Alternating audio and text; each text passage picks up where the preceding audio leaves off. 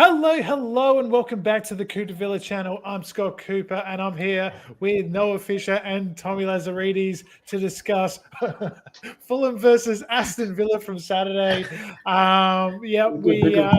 Another great victory. We're back from the international break and back with 3 points, going into a huge month for Villa. So going on the right track, and we'll be talking about all the action from Craven Cottage and much more after this.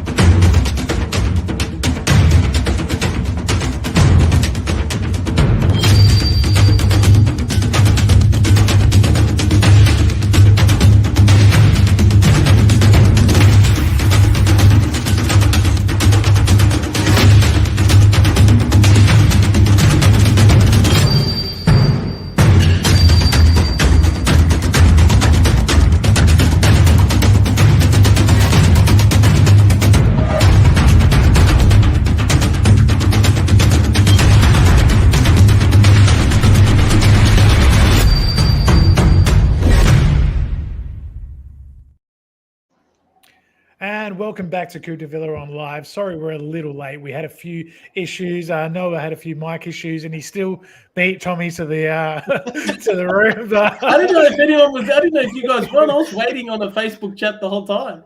Yeah, I somehow got the blame for it, but it was me as well. But you saw Scotty UK's comment. There's always one, and it was you, Noah. So there you go. It was me. It technically was me. Who thought you'd be more reliable when you're in UK than when you're back at home? I know. It was a signal over there. That was good, wasn't it? It's not as good here, though, is it?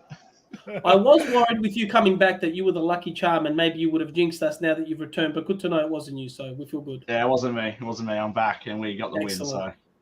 Absolutely, and what a win it was. Tommy, I'll go to you first because, look, when the team news came in, we were all very excited because we had a really stacked bench. It looked like the squad is full at the moment. We've got everyone back, and it's exciting going into this next stretch of games that we're getting some really key players back at the right time.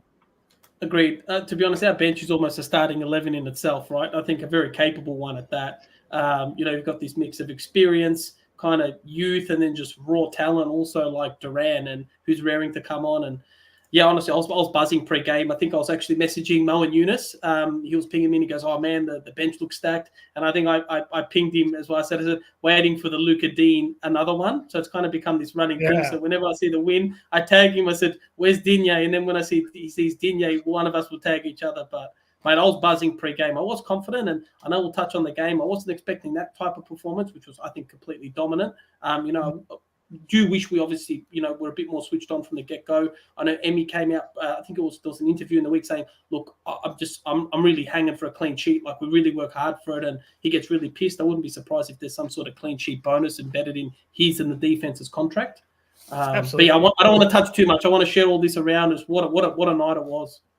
It was a great night, and it didn't start very well, as Tommy alluded to. Noah went 1-0 down fairly early.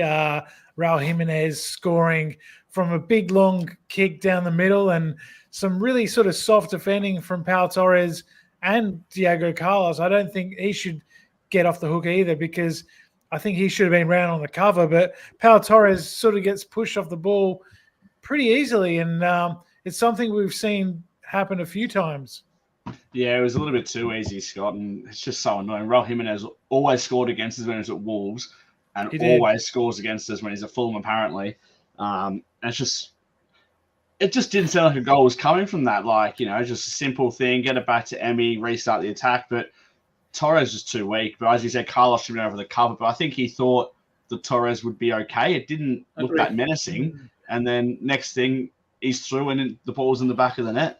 What I am happy with is, even when we go behind, we went behind at Ipswich, went behind again at Fulham, is we respond really well. I know we'll touch on the Rodgers and stuff, but we just respond extremely well from going behind, and that's something we never used to do previously. We're very focused. I saw on a thread, sorry to interject, Scott, said we become super focused, and it's actually focused for the entire game. So sometimes going behind actually does us a favour, funny enough, and it's not the first time it's happened. Yeah. No, it's not the first time. It's happened quite a few times. And the instant response has happened a few times as well. And we saw that with the goal from Rogers. Thanks, Coxie, about the shirt. This is. I was going to say that. I kept quiet. Noah got me this in England. It's I did. How's it fit, Scott? Give us a little bit of a model, mate. Yeah, get up, Scott. People are looking to spend 3 weeks' wages on the shirts. Make sure they're worth it. Wow, look at that.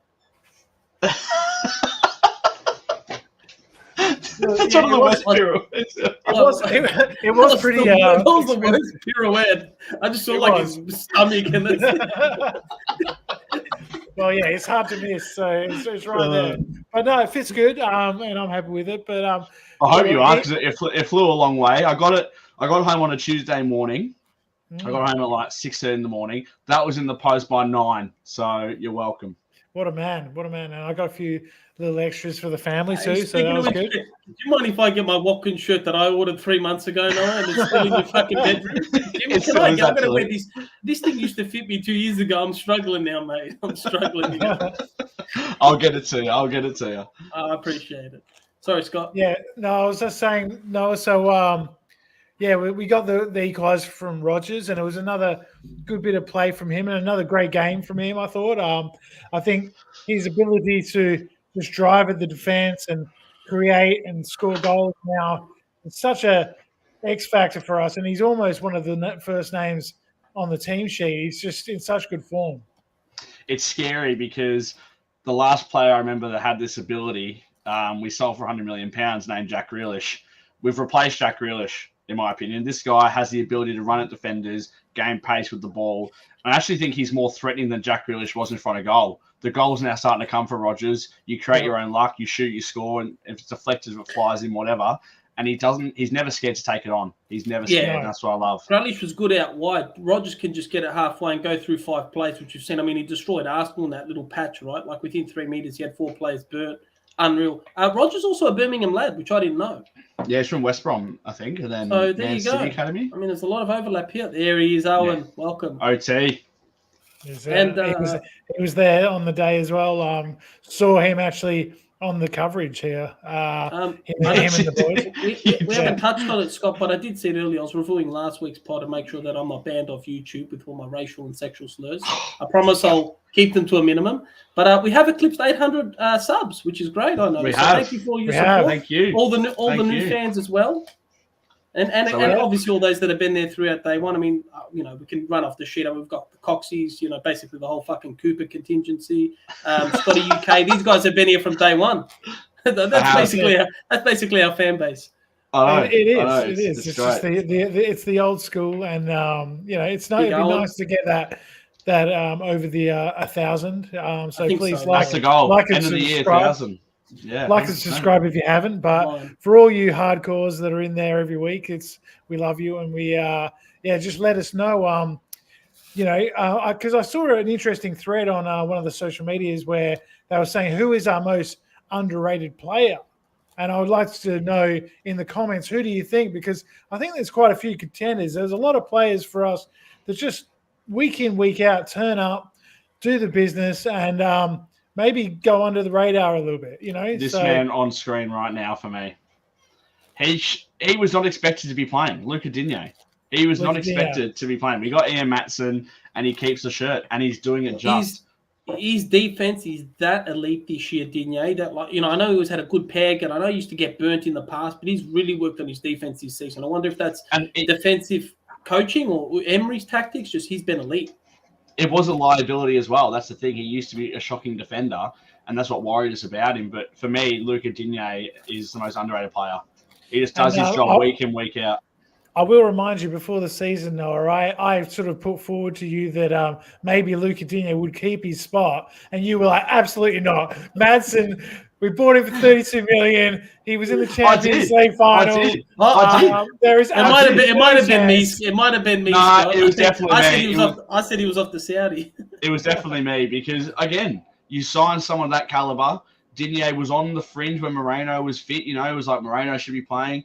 And you've got to give credit where credit's due. Digne has been unbelievable and has rightly started every single Premier League game this season. And he's even doing well for France now. It goes to show us. It goes to show us fans. Like, to be honest, what the fuck do we know? They kept Digne. We kept Duran. Someone said, he's got a bad attitude, piss him off. myself included. I'll eat 3 slices of that humble pie. But clearly Emery knows what he's doing in the background, and I'm actually glad that we kept these players. And not only have they repaid faith, but they've been starting spots. Obviously not Duran. It's hard to displace Ollie. I was speaking with a few Villa mates, and I don't want to open a can of worms, but with Ollie, I didn't know Ollie was 28 and Duran's 20. Like I knew Ollie was young-ish, but I feel like he's prime form right now. Do we foresee that we're going to keep Ollie long term? Do you think if 100 million came in, do we look to rebuild around Duran? Is that why he's being kept? Ollie wouldn't have re-signed a 5-year deal if he was on the out. Ollie's not going. I know, Tommy. You've been saying it for 4 seasons since the minute. I don't want him to. I'd love to see them both, but to be honest, the reality is, I don't see both starting. I think it's a succession plan. To be honest, I think that it's Well, you maybe just force it. Yeah. No, I don't think he forces it, but I think that Ollie's going to be 30 in a couple of years. Duran will be hitting his peak, and I think by the time that Ollie, their roles might switch. For example, or Ollie's role might change to get Duran into the team. Obviously, that's a long way away and stuff like that. But I think one of the key things, right, is we're playing in the Champions League. We're in the top 4. We're actually doing something, and I think players do want to be part of something special. And what Villa is doing at the moment is special. And if Ollie Watkins can be our top Premier League goal scorer of all time, he's only 10 away now from 10 away, yeah.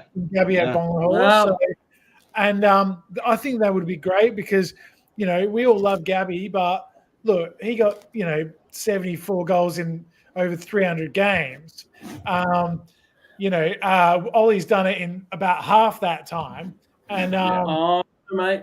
I would say he's the better striker, and I don't think that'd be uncontroversial. And I do feel for him. I don't think we're getting a lot of balls in the box. I think we're quite poor and wasteful, Scott. I know we touched on. I think Ollie could have been borderline hat trick, and getting balls in the box is how I think we get to hit the back of the net. And speaking of balls in the box, Scott, I think you've got some news for everyone. Well, yes, I am a dad. Last Friday, Gary Cooper was born, and mother and baby are doing really well, and it's been a really good week, and we're really excited here. So, thank you all. Thanks for that little one. Thanks for that, Tommy. The ball did get back in the back of the net, and Ollie scored, and so did we. So, even bigger news. Noah, you were in Brum and you didn't contact Michael Huggins. Now, I did see that. To Cadbury World. I know you're trying to lose weight, but that's just not fair, mate. But I did see that, but I didn't. I've just gone through my messages. I couldn't find the message, Michael. I actually couldn't find it. I would have gone to Cadbury World. It's sick. I've been there before. Of course I have. But it's like Villa versus Bayern Munich, Villa Park or Cadbury World. Yeah, it's where chocolates, mate. It's actually a sick place. My cousins took me there like 6 years ago. But Michael, I actually couldn't find the message. Otherwise, I would have replied to you for sure.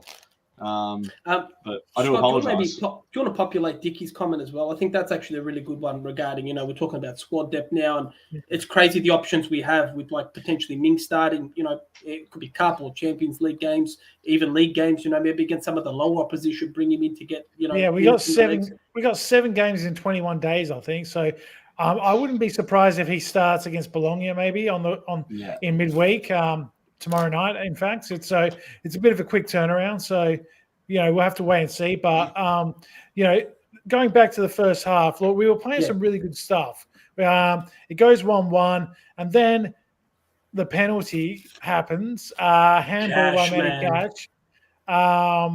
It was a bit of a kick in the groin because we were playing well, and I was thinking we've equalised, we're back in the game, we're looking good, and then I was just like, oh no, this is, and Matty Cash does, it was a bit unlucky in that he was only maybe 30 centimeters away from him when it happened, but he does sort of stick his arms out at times, and it was a pen because his arms, not by his side, but Matty Cash does give away a few pens and does a few silly things here and there, but up steps the man, Noah.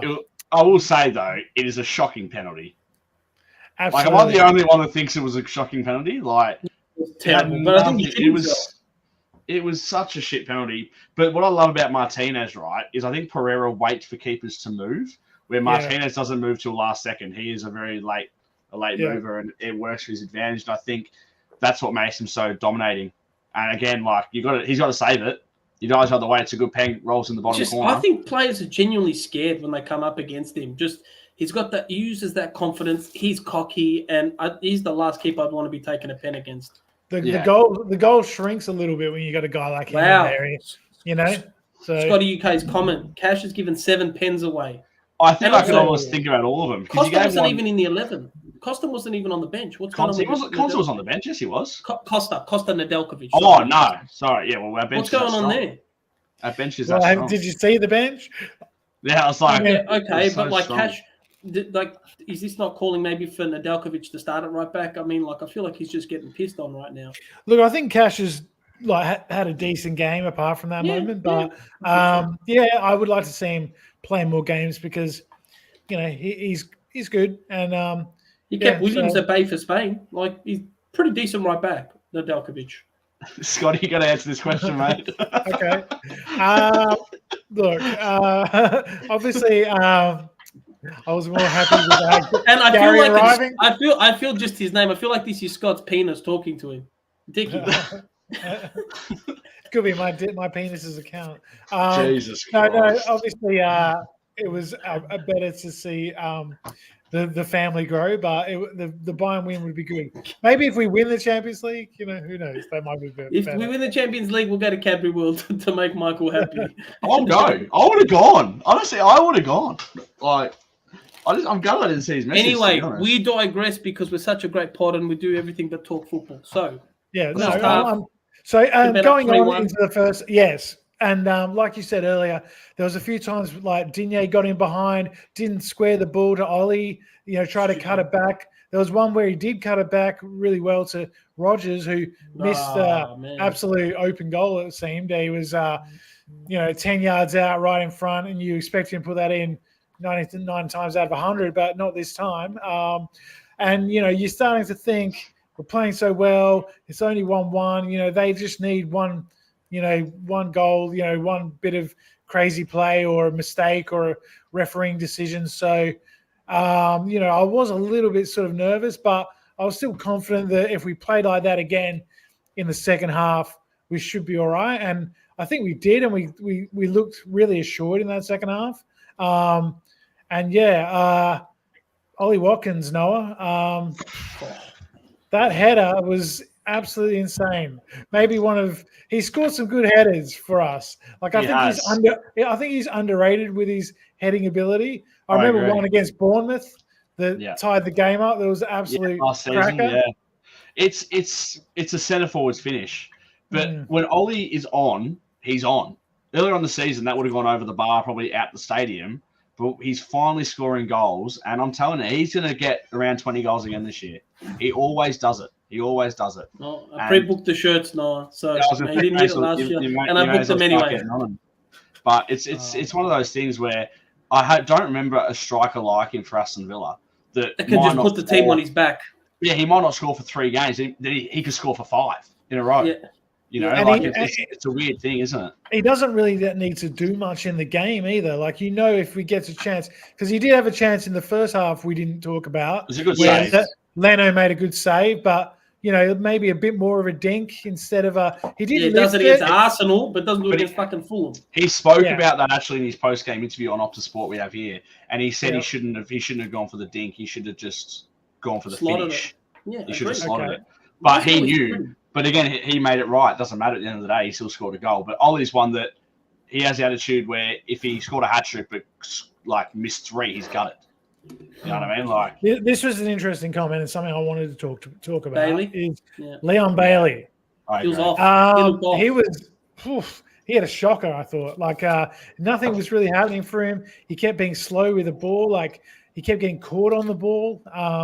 And he does have a trick in him, and I think he's still an important player for us, but with that Philogene red card that we'll get to, I really thought that's a bit of a blow because Philogene might start. Yeah, he was looking for a start. Can they rescind that red card or not? Because that was ridiculous. Especially after the Bayern game Philogene had. I thought he actually would have warranted a start. Worked his socks off, looked electric.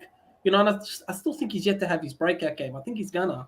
He had a good shot when he came on that went just over the bar. Yeah, and I like to see that sort of thing from him. And I think it's going to come with him. And maybe he'll get a game against Bologna because he's suspended for Bournemouth. So, but I do agree. He's with Kmart that he could probably use a break. Yeah, go on, Tommy. Yeah. I was going to say back to Ollie, and it reminds me of that scene in the Avengers. It was the closing scene when you first got introduced to Thanos, when he's like, "I'll do it myself," because he was getting starved of the ball, right? And I know there was he was in good positions, and he's not in front of his man, but there was one where I think it was on the right side, and Bailey should just cut it across or something, right? And he didn't, so he was in good position. And then I just think, the corner, he was like, "Fuck it," I'll just score on my own. And there was almost his sense of relief, because he felt like, he was doing the right things, just wasn't getting the ball. And we're talking split second decisions, and when he scored, I actually thought he was going to go on for a hat trick. I thought, you guys, that's it, he's on. And then he might have got a hat trick if it wasn't for this one the Coxie brought up, the red card. And I think Coxie makes a good point in that his pace and his power does scare defenders. 100%. And that pass from Rodgers, not talked about enough. That ball in behind, absolutely insane. And that's what Rodgers offers, though, as well, that's so different is, although he scares defenders when he runs so quickly with the ball, his passing is so underrated. It is it's criminally underrated. Like, he has to be in the next England squad for me, Rodgers, because he is just taking the Premier League by storm, and deservedly so. Finally getting these involvements. Madueke's died off, right? And it's like Rodgers just continued. Now, also, it's easier to star in Chelsea when you've got all these superstars around you than Villa, to be honest, realistically. And he's making the Premier League. Like, I felt after that Arsenal game, he should have been. We got more superstars than them. Yeah, I know. But also, in terms of what they paid for them, right? The expectation that comes with the tie. That's not how you become a superstar. You do it from. Shut up, all right. I dug myself out of the hole. Let me be.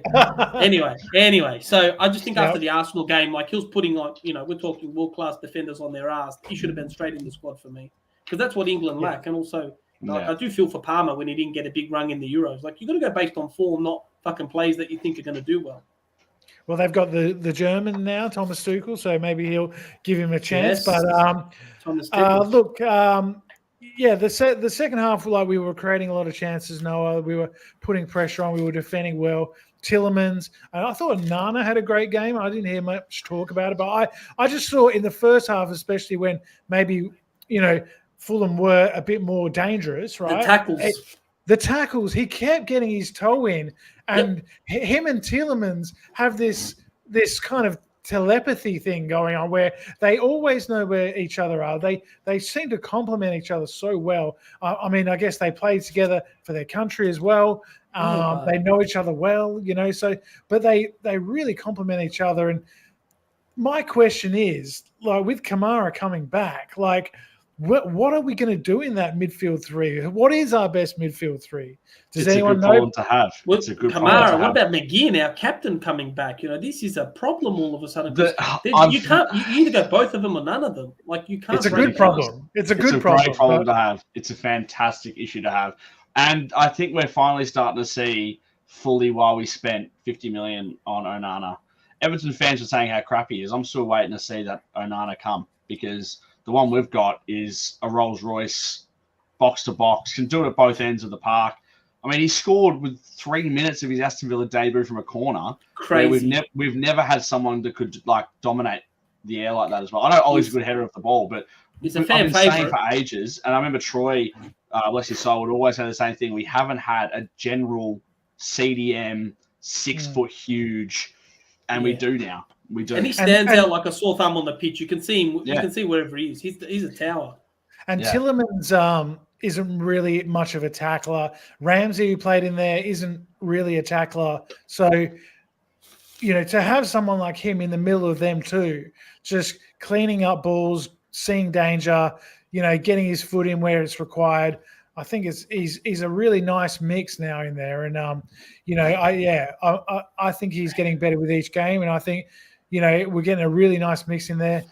I don't know about Tielemans playing as a 10. I just like him keep doing what he's doing. He unlocks from so far back. It's almost like Ross Barkley. Yeah. He found his new position is in front of the defense, right? Yeah. We need these guys to unlock passes. And I actually disagree, Scott. I think Tielemans isn't afraid to put in a tackle. He's always giving away fucking free kicks.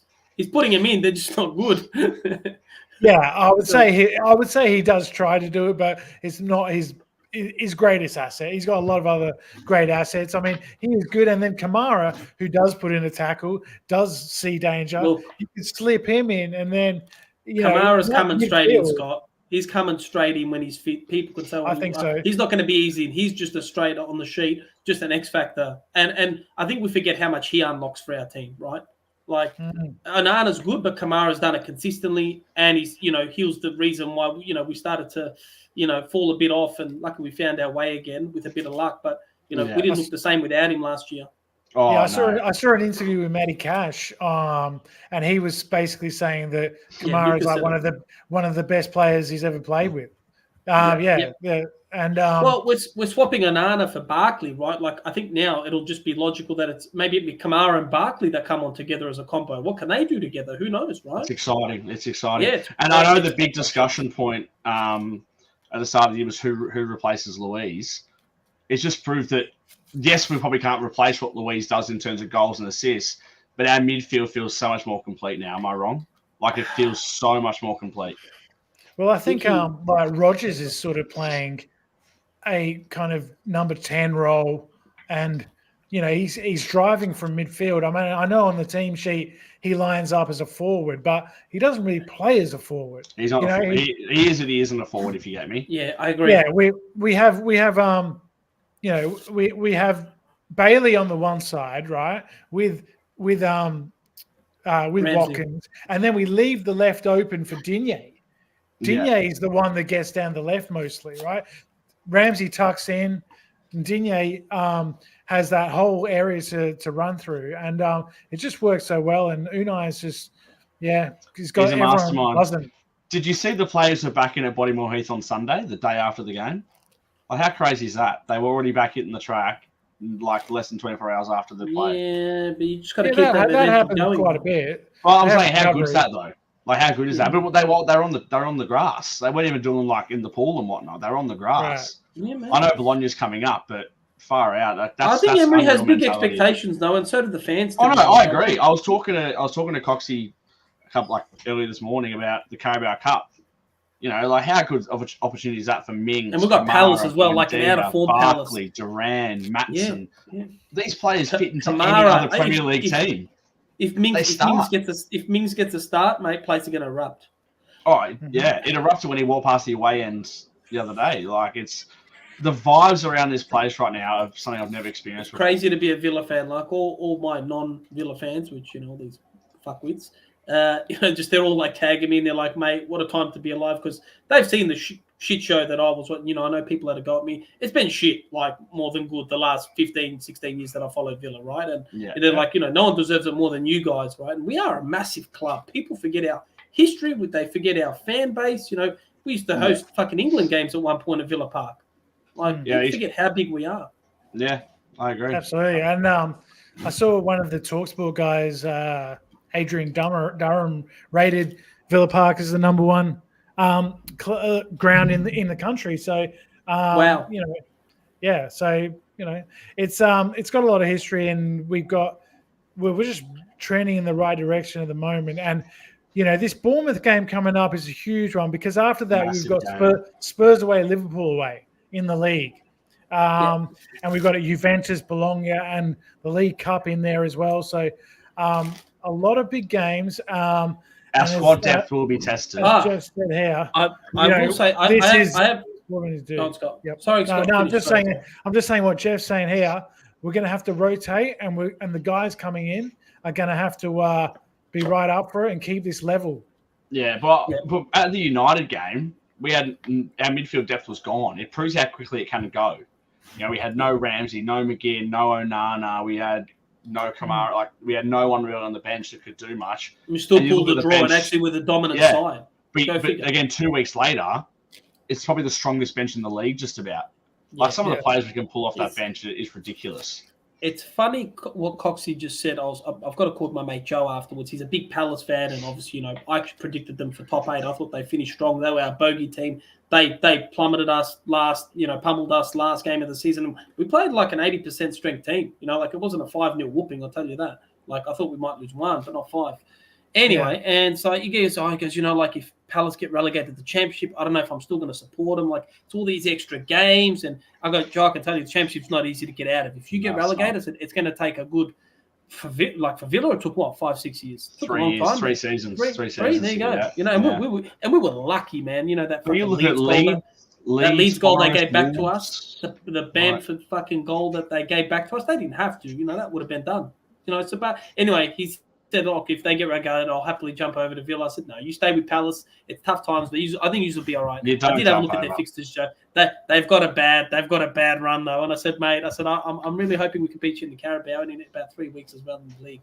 I did have. Well, he's lucky. He's lucky. There's some other bad teams down there. Oh, the likes of Southampton, Leicester. Ipswich. Good actually. I was watching this. Sorry, go on. Go on. No, say. I was watching this Legends game today with my dad. It was in South Korea. It was like all these, like your Perlos and your Kakas. Anyway, they're all there and Seedorf. My dad's like, oh, who's this Seedorf guy? He's all right. I'm like, Dad, Clarence Seedorf. Anyway, so I put a highlight reel of Seedorf, and then I said, he goes, show me one of Kaká, and I showed him like prime Kaká when that game where he destroyed United in 06. He got the Ballon d'Or 2007. And as I was watching him, I said, Rodgers plays exactly like Kaká. He's quite tall. He's strong. Takes big strides. He's not afraid to go through 3-4 players. Plays very similar to him. Obviously not as fast, but I think he's like a bit of a Timu version of Kaká for us. I think he plays very similar. I will recommend everyone go watch Kaká highlights and tell me that Rodgers doesn't play very similar to him. Minus the speed. A lot of running. A lot of running. Just confidence you don't see that in young kids, Scott. No, and for someone who plays in that sort of middle of the park, in that number 10 role and can kind of run in behind and get, link up with the striker. Yeah, you don't see a lot of that. A lot of number 10s are kind of tricky, skillful players, but not really, physical players, players that can, take tackles and bounce off people and run at defenders and back people up. And he does all that. So, yeah, I think him and Oli are just such a headache for defenders. Like think about what you've got to put up with, and then you got Duran coming on. It's just an absolute barrage of attacking quality. Oli just picks the lock so many times, and Duran just kicks it down. It's like you just tap it and it's broken. And some of the goals Duran has scored is just. Well, he got goal. No one else shoots. Goal of the month. He got goal. But no one else shoots from those spots. Like no one else thinks I can score from those spots, but he does. The buy and goal, Ollie's not shooting that. Not a lot of forwards shooting it. This guy is a natural forward. These Hispanics, it's ball back of the net. That's all they think about. But when you go back to his debut, he had one chance against Fulham where he got out and just shot. I'm just like, yes, why not? Everybody's probably shaking his head, but I'm like, yes, John. And he scored a great goal for Colombia. I don't know if you saw that. He did. I did. That was again a different sort of finish than what we're used to for him. It was It was kind of like his goal, not like same sort, but like his disallowed goal in the Champions League against Young Boys. Just kind of rolled it into the corner, kind of a bit of finesse on it. Yeah, but he played the offside trap well. It's a very smart play, Duran. I know he's a bit erratic. Smart. Is it safe to compare him to we've got the modern day version of Balotelli? There are similarities. I don't think Balotelli twats one from 40 yards at Villa Park when everyone's telling you don't shoot. But he reminds me a bit of Drogba at times as well. Just like the power, the strength, the ability to shoot from anywhere. Drogba was a bit like that too. So but let's finish off with just a couple more things that happened at the end of the game. There was obviously the own goal. Again, good movement, good play from Ramsey and Digne. Yeah, and then bit of a calamity at the back for Fulham, but we'll take it. And then of course the sending off of Philogene. What did you guys think about that? I cannot believe he got sent off. I also want to say you can't appeal. You did kind of push him in the back, right? Yeah, it's a foul. But no, probably a I think foul. he was kind of asking for it because he does that quite often where he'll just niggle and touch him. He gets dribbled past. Bailey used to do that, and he's worked on his defense a bit. So I think that'll take some working on with Philogene. I hope it's a learning curve. But he's pissed away some good opportunities to start, I think, as well, which he'll be more frustrated. What about the walking across the pitch? The fact that he sent off Anderson, I think that's why he sent him off. Like, he was trigger happy all of a sudden. The ref, to kind of did you see him going like 3-1 to the crowd? Like, and they were booing him. And I said, I love that in a little kid. He's not afraid to stick it to him. And fair enough. We'll make mistakes, but I do think he'd be a bit. I think now he'll realize with the whole Bailey situation, Emery was showing some faith in him, and I think he's just pissed that chance away. He would have started the next 1 or 2 games. Especially with the fact that he's had a few injuries and he's been in and out, and he hasn't really, he had that great game against Bayern, played well against Man United, and then he got the injury for the under-21s, and it's just unfortunate, and this suspension will just hold him back a little bit more again, especially with the fact that we got such a thick squad. I mean, McGinn's got to come back somewhere. He's played on that right-hand side, instead of Bailey as well this season already. So maybe Unai might try that again. And, if we're going to play like Kamara as well, like McGinn might be the one that gets pushed a little bit further forward. I mean, there's so many options. But not out wide. I don't want him out wide again. He's so anonymous, but also, like we said last time, we miss his energy. We really need that on the pitch sometimes. And he's a bulldog. He's not afraid to get stuck into the team. But who do you drop? Like they were Ramsey. Okay, you drop Ramsey, and then you bring in, let's say, McGinn, right? McGinn or Kamara, and then Kamara comes in, and then it's a good problem to have if you're Unai Emery. But I will give a shout out to Diego Carlos, by the way, because he was so close to joining Fulham in this transfer window. I'm glad we kept him. I'm really glad we kept him. Since his thing at Ipswich, he wasn't very good against Ipswich. His game against Bayern Munich, his game against Man United, and his game against Fulham have been sensational. He's been a rock, honestly. And I think he's just eliminated dumb shit, like just the passing and just the laxy-daisyness. I think now I'm like, fucking hoof at Carlos, and he just does it. I said, you know what? That's better. Let Ollie chase it than fucking we've turned it over, and now it's between them and Emmy. And I don't know if you saw at halftime, took his shirt straight off. Loves taking the shirt off. Loves it. I saw the thing on. They were asking all the players as they came into the training, what would you be if you weren't a footballer? And he said, a boxer. He said, and I was like, with your physique, I could see that for sure. Yeah. I wouldn't mind going out on a night out with him. And I'd be scared to meet him. And what was it the time we said him and Emmy in a back street? I'd be scared. Yeah, he's a big unit, and I want to see him give someone one. Though I'm not going to lie, I do want to see him get a bit rough because he was like that for Sevilla. He was a bit of a nutter. Yeah, I don't know. I do like the way he plays. I know there's a lot of people that aren't a massive fan of him, but I've always said it in the big games. He's a big player for us. He's huge for us.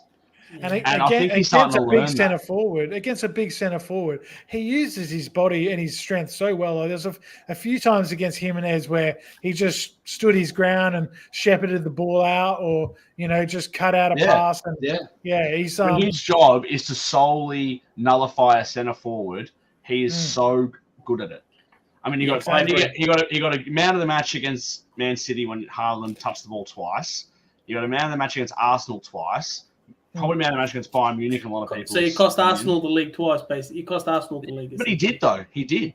And also, speaking of costing him the league, Bournemouth That's what I mean. It's a massive game on Saturday. It's a huge game. But even Man City with Wolves, we're prime now. We're kind of comfortable in fourth, and it's that buffer. And yes, I know I don't want to dwell on it, but it's like you're never comfortable. Those true draws, man. We would have been like a point off first. It's so annoying. Just these little shitty wins and things. But we've bounced back. Be positive, We're equal third in the league, in the Premier League. We're equal first in the Champions League. And we've got Bologna at home, which is a winnable game.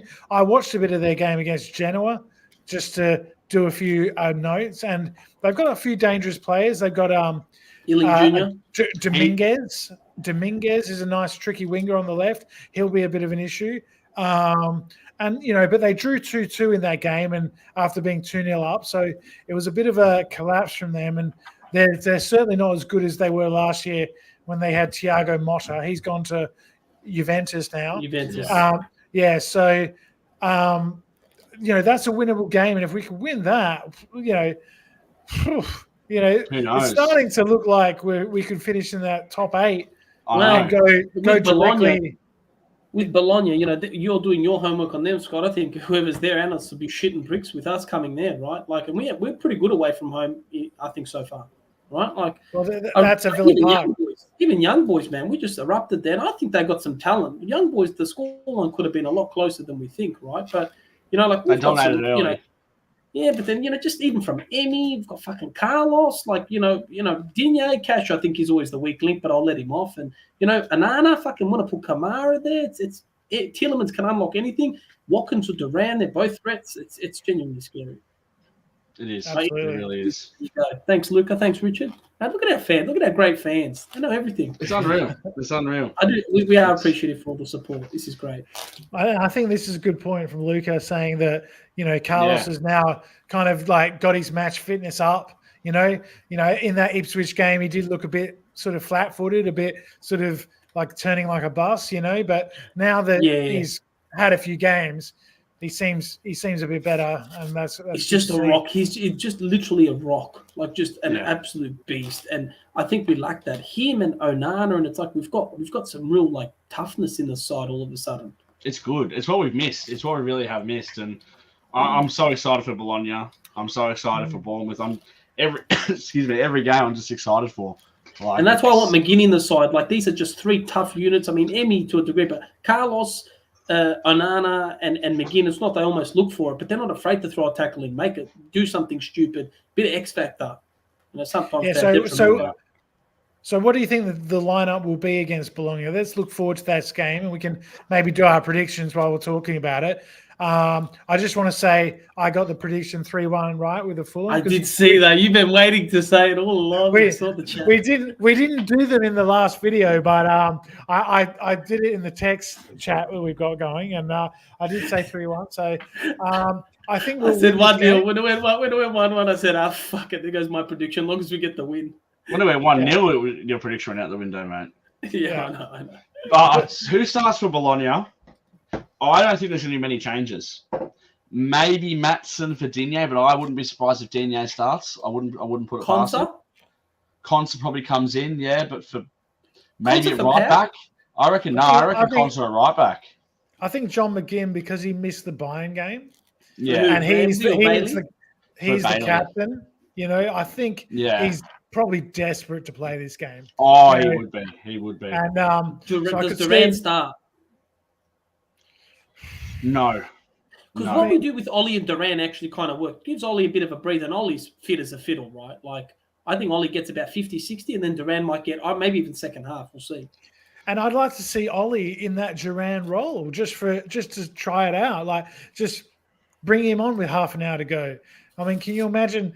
We all talk about how hard it is with Duran coming off the bench, but Ollie off the bench would be similarly a big headache. But I mean, I guess we can't really rest too many, like you said, Noah, because this is huge. This isn't the conference, this is no, not at all. This is the Champions League. And imagine we go 9 points from 9 points. When people say 9 points, what you need to at least get to the second stage in 3 games. That's crazy. Did anyone say Luca's comment?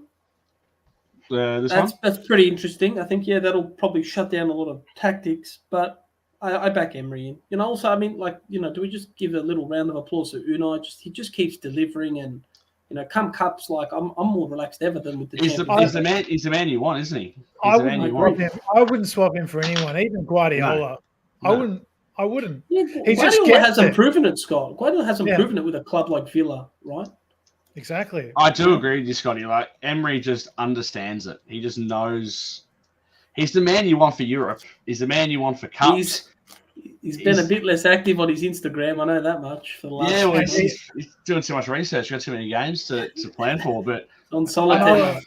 I love the way every post-match interview, the first thing he says is the supporters. Fans. every single time. And that's happening now with all the players. All the players now feeding off that. See the chanting or the doing post-game celebrations we see Onana do, where that's like the Bayern Munich chant. It was great being a part of it for a few weeks. Well, tickets aren't cheap, right? You know, those who are paying. They're not. They're not now. They're not now. Like it's. Has anything happened with that? Has anything happened with that at Chris Heck? Is he still hated? Yeah, he still hated. No, and the Bologna game was sold out, so there was a bit of a fear that maybe that would be the one home game that fans wouldn't go to because they're not really a big name like Bayern, Juventus, and Celtic. Yeah, but you don't want to miss out. As much as people are going to not be able to afford to go, there are people who are going to go anyway. And by the way, it's a bad time to be a Birmingham police officer because Birmingham City play a home game at the same day, the same time as Villa played Bologna. So I feel bad for the West Midlands police, but it's just I still pinch myself. Like I can't be the only one. Like I still pinch myself thinking about Champions League football. I was so gutted I didn't get to go to the Bayern Munich game. I still thank Scotty UK for the new addition to the setup. I got the Bayern Munich flag behind me. But there are people there that will go, and unfortunately, probably the diehard fans have been priced out. There are people that have been priced out of tickets. But I think this will change next year. I do think it will change next year. I think people learn a lot. Chris Heck will be learning. He's doing it the American way, as Tommy and I have mentioned many times in terms of basketball. And the only way to learn is by trial and error. And he's stuffed up a lot this year. But I do think the club will benefit from trying it this season. I do. Okay. So I've got another little question here that was something that I heard some people talking about, and I thought it'd be interesting to discuss. Who are you worried about the most taking our fourth spot? If we say Liverpool, Arsenal, Man City will be top three, I would say it's probably between us, Chelsea and Spurs for that other spot. Is there anyone else that you think has a chance, or who out of those two? Brighton are in the mix. They're lingering and they're fucking playing well. They beat Newcastle comfortably. They did. I don't know, Scott. Tottenham, no, they're not a threat for me right now. They're playing okay. Newcastle, definitely not. Chelsea. You see, I think Tottenham have played better than their points. I agree with that. You got to know how to win games, Scott. Unfortunately. Yeah, and that's something that Villa didn't used to. We didn't know how to win, but now we do know how to win. Teams aren't easy to beat, man. Like Ipswich are actually playing really good football. You know, Nottingham Forest are fucking doing really well. I know. Fulham are a dark side all of a sudden, right? Bournemouth are playing well. You know, I know Arsenal went down semi-early at 30 minutes, but no one expected Bournemouth to beat him that comfortably. No, I mean, I thought that was a bit of a danger game, and even before the red card, I thought Arsenal looked a bit off it, but I mean, is there a world where Arsenal could drop off and not finish in the top four? I don't know, man. I think Scott, they're not convincing. They're not convincing Arsenal. I'm telling you, they don't have the clutch. I know they're not convincing. I know, but I reckon they'll get it right. I don't think the top four changes. They've been banging on the door for years now. At some point, you get tired. Yeah, but you get tired. You know, your players start to mature a bit. You know, it just kicks in, right? City and Liverpool, the X factor this year. I think they're actually going to walk the league. No one's talking about them still. Yeah, and we've got Spurs coming up, and then we've got Liverpool. What are you thinking in those two games in terms of how many points do we need? Do we need from which games? From Spurs away, Liverpool away. I mean, we got Bournemouth coming up, but after that, we've got two really tough matches. Away games against two of the traditional big six. Even though I hate saying that. Can we go into that and can we do something? You want me to go through what I would take right now if you offer it to me? Yep. Obviously, I reckon we beat Bournemouth. I think we have to beat Bournemouth. For some reason, we have a great record at Tottenham Hotspur Stadium, so give us a win there. I'll snap your arm off for a draw. Either of those games, I'll snap your arm off for a draw. Yeah. Absolutely. And then I reckon Chelsea will be tough. It's always tough to go to Stamford Bridge. Even though we've got a decent record there of one of the last two, they're playing good football. But again, if we go undefeated in those games, I'm thinking. Nah, We'll drop Liverpool or Chelsea. I think we'll beat Spurs. I think drop 8 one of them. will go. I think we'll go 2 wins, 2 draws, and there'll be a loss. I actually we could even beat Liverpool. I'm not being overconfident. I think it'll just be Liverpool or Chelsea. Yeah, but so are we, mate. So are we, mate. I think these coming games are so important, so we can attack these that test us. This period of the season. We can attack those games with a few points in the bag and a bit of confidence. Like if we could beat Bologna, beat Bournemouth. And then we go into these games, Spurs, Liverpool, and Chelsea, like with a bit of confidence and with not that much pressure, not like we have to win or there's no chance of Cam Gard's comment is actually really relevant. Yeah, we either go ahead and then maybe draw, or we concede and then there's the comeback king. So I'm trying to think of all the games I was at. Are we the comeback kings in the EPL so far? At the moment, we are just about. But every game, I think every Premier League game I was at that involved a goal, Villa went behind first. I'm almost certain. Everton went behind. Yeah, that's right. We're the comeback kings. Went behind.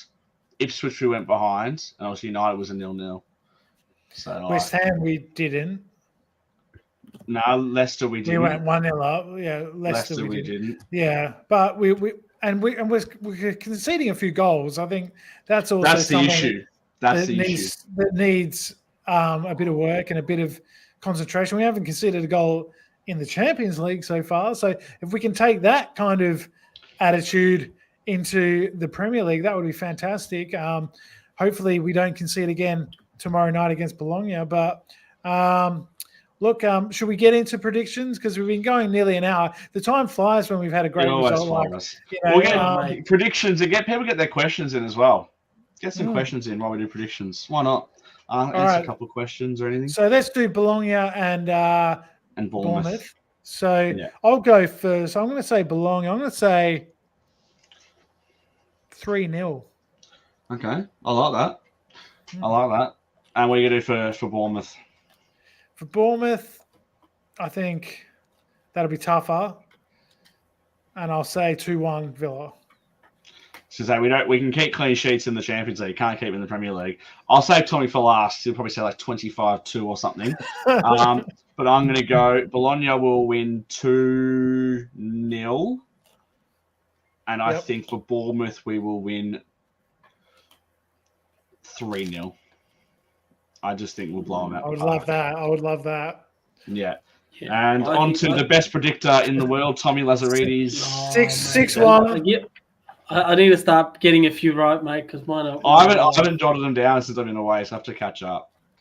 So, Bologna, funny enough, I actually was going to say 4-1, so Cam Gart took my prediction. I think we'll concede. Italian, they're all right. They're not great, but, who knows, right? Italian... I was going to say 1-0, but I'll be a bit more ambitious and say 4-1. Bournemouth, I think I'm going to go 2-0 against Bournemouth. Quite confident. I like it. They've got some changed man, mate. Bournemouth. I think you are. They got Semenyo. They've got that. But they're coming to a fortress, mate, and I think they forget who's between our sticks. Look, Arsenal, they did well, but Arsenal were handicapped quite most of the game. Right, we already done our damage against Fulham. I do remember they beat us. Was that the first game back? Yes, at Villa Park. Yeah, when we got promoted. Yeah. But no Solanke, mate. No Solanke. I do like their. Was it the Nilsson? What's their? Evan Nilsson. Evan Nilsson from Porto or something. Yeah, but it's a good forward. Yeah, but he'll score against Villa. It's always how it goes. No, you won't. I think, it's always how it goes. You're striking into goal play Villa. I know it's not paying. I know it's not paying much money, but my man of the match against Bournemouth is actually going to be Tielemans again. I think guy's just been dominating. I think that's under the radar. Keeps getting player of the match. Everyone's like, this person, and still no one talks about him so much. And he came on the free.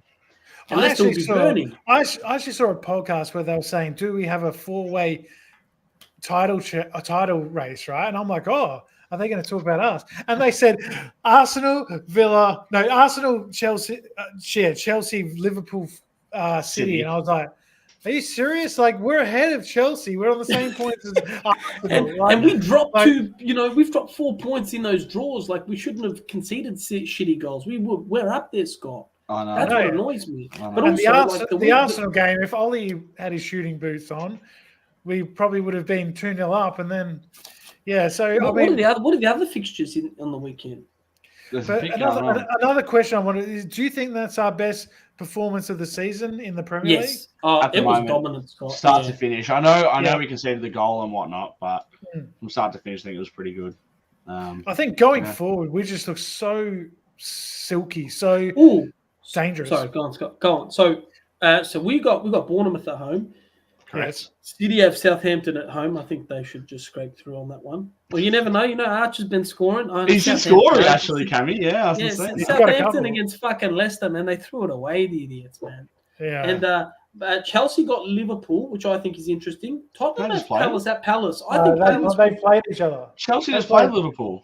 Yeah. Sorry. Chelsea have Newcastle. I don't know why I said Liverpool. But Arsenal have Liverpool at Arsenal. Now I think that's going to be a draw. A 0-0 would be great for us. It would be. It would be. Or I back Liverpool to just keep going and we bridge that gap. We actually jump Arsenal all of a sudden.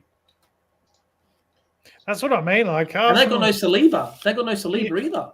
I know Arsenal could hit a bit of a bumpy road, but I still think they'll probably finish ahead of us. Saliba's 3 games up. I have a feeling Liverpool's not their only tough fixture. I bet they've got someone else. Of course they do. It's early in the season. Liverpool, Newcastle at Newcastle, and then Chelsea at Chelsea. And then they got Forest. We've got a hard fixture as well. We've got we've got more favourable fixtures than them.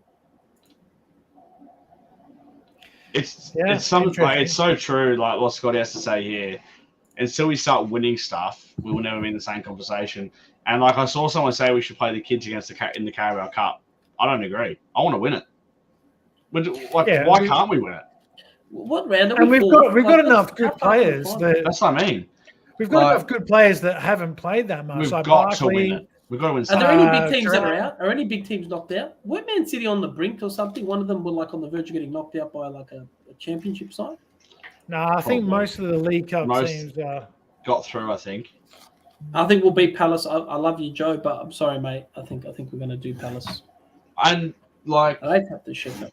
The ticket prices for that game. I'm not sure how many people how many tickets are left, but they made a promise that the first home game in either the Carabao Cup or FA Cup would be capped at £25 a ticket. Because for Everton last year, they were a fortune, I believe. I think Owen was telling me they're an absolute fortune. So the club's honoured that, and they're £25 to go to the Carabao Cup, which is unbelievable. So hopefully people get around it, and a big atmosphere at Villa Park. And I want us to go far in every competition. Scott, you've had the opportunity to see us win that competition twice. I've never seen us win anything besides the playoff trophy. Forget that. I mean, it was good, but it was in the it was weird because the game against Leeds in '96 that we won 3-0. It was the early days of Foxtel. Like Foxtel had just come in, and I didn't have Foxtel. All right, but my mate had Foxtel, and he was a Leeds fan. His whole family were Leeds fans. So I actually watched the game around their house on a Sunday night, and I was a Villa fan in a house full of Leeds fans. So that was interesting. I love it. I love it. And the Man United game, I had to wait till the Monday night. They had a show here called English Soccer, which was like a highlight show, and they showed the game. They're like highlights, hour-long highlights of the game. So I sort of just went blah blah blah, didn't get any news, and then watched the hour, and so. But I'll do anything. Crazy days. I'd do anything to see us win it. I really would do anything to see us win it. It'd be huge, big day at Wembley. We lost the League Cup final to Man City a few years ago under Dean Smith. We lost back in 2010, was it, to Man United? Yeah. When Vidic should have got sent off. Yeah. Yeah. That's the one refereeing decision. If I could go back in time, he should have got straight red. Yeah, and do you know what I think is so crazy though? In 2020, we actually pushed Man City in that cup final. We did, but I remember Foden absolutely killed us. Yeah, he did. Ripped us. I know he did. Yeah. But it's Well, I would do anything. I'd do anything to actually while Scotty mentions Gary Shaw, he sent me some videos. Yeah, it's not gay Shaw, as Richard pointed of out. Gary Shaw's funeral when he drove past Villa Park. Yes, I saw that. Which was quite a special moment. So thanks, Scotty, for sending those in to me. I should have them loaded up on the computer, otherwise I'd show them. But a lot of the players there, coaching staff, Emery, was everyone there? I know Peter With was there. A lot of the guys from that Champions League era were there. And there was a lot of fans there as well. So I'm not sure Scotty wants to put a message in on what it was actually like there. But I think he was in the fan zone. The fan zone was open and Scotty was right at the top when the car drove past. So it was just special that fans were able to say their goodbyes and thank yous as well. I think Scott said his son was holding his Champions League or European Cup winning shirt in the frame. Wow. Like his son was walking around with that in front of the car and stuff. And it would have been spine tingling to have been there. And that's the era that a lot of Villa fans remember fondly. And it's sad that he's no longer with us and couldn't experience these Champions League nights as well, which I think he would be so proud of. Absolutely. Should we do fantasy before we go? Yeah, I'll load it up. I'm in the group now. Yeah, he's in there, and I'm sliding. I'm doing a lot of sliding the wrong way, unfortunately. Thanks to Saliba. Okay. Scotty's still negative strong. 6. Tied third. He had -3, and it pissed me off. Mohamed Adams going strong. And do you know what? Do you know who I've got on my bench who's going to definitely come in? Michael Keane. And he got a goal and a clean sheet. Look at that. His Saka didn't play, so he's definitely coming in. Oh, no. Loving it. So then where does that put Scott? Add 11 to his score. 14 to my score. 14 goes top. Scott goes up there. Scott goes top. He goes second. Well, 14 on 471. 40. That takes him to 485. I've also got a couple of players playing tonight as well. At top's 489, mate. Patrick Hill. Yeah, but he'll be second. If we keep going down, Owen is 15th. Tommy's 14th. He's coming in. He's sucking on. And I don't feel like going much further, to be honest with you. Hey, where are you? Yeah, what's going on there? Is that Nick Tamboranis? Nick, I give Nick credit on every Villa post. This guy's the first fucking commentator. There he is. He's there with his 20th. I'm in the relegation zone where's the Birmingham poof? Where is he? That's not a bad team, to be fair. Saliba, Gabriel, Anderson on my bench, Archer on my bench as well. Hey, also Rogers buzzing for fantasy. Everyone, I've seen him. Everyone's like, "Oh, you got to get Rogers. He's such a bargain at the." And the Birmingham guy's third. Oh man, you've got to kill him somehow. Zulu Warriors. So I'm going to get out of the relegation zone. I've got to get over Cliff here. I'm not happy with that at all. But pros and cons could be going down. That's all I'm hearing. Yeah. Hey, I'm just thinking a bit of a. I know it's probably unsolicited without getting anyone's approval, but Scott, I'm thinking it's not vulgar. I'm just thinking, do we maybe do like some sort of quiz for the fans, and maybe the winning fan would bring them on for an episode? I think we should maybe get some. We've got quite a few that have been here a long time. Absolutely. I'm sure they've got plenty to talk about. They join every week. I think I'd rather them join in than actually join in the comment thread, and maybe just keeps us a bit more engaged with them. Well, let us know what you guys think. Let us know what you think. We'll set that up maybe for the next international break. That sounds good. Yeah, absolutely. Yeah. Maybe we can do a quiz and we'll just keep the scores, mate. We all know that Antalya's brought from the Black Sea. Tommy, I'd hate to beat you in another quiz. I'd hate to. You're unfair, mate. With my Burkina Faso Bertrand Traore knowledge from back in the day, if any OG fans remember that. For those who don't know, that's Noah's nickname in the group chat. That's it, Burkina Faso. All right, well, we should probably wrap up there. What a great victory again. Unai Emery pulling us home. What a fantastic win. Ollie Watkins, Morgan Rogers, Amy Martinez, and we got a huge week coming up. We got Bologna, we got Bournemouth, and we will be back after the Bournemouth game. Please like and subscribe, share us with some of your Villa mates, and we'll be back after Bournemouth. So until then, up the Villa.